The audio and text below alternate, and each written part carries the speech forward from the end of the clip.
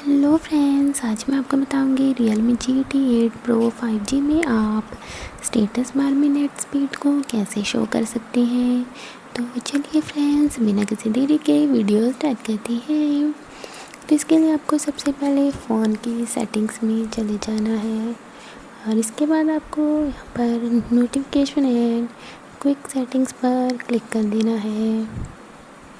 तो यहाँ पर आपको सबसे ऊपर एक ऑप्शन दिखाई देगी स्टेटस बार की, तो आपको स्टेटस बार पर क्लिक करना है और यहाँ पर हम देख सकते हैं कि आपको बहुत सारे ऑप्शंस मिल जाएंगे। तो यहाँ पर आपको एक ऑप्शन दिखाई देगी रियल टाइम नेटवर्क स्पीड, तो आपको इस ऑप्शन पर क्लिक करके इसे ऑन कर देना है। यहाँ पर ऑलरेडी ऑन है।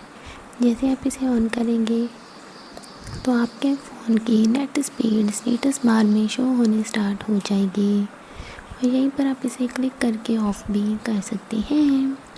Bye bye friends.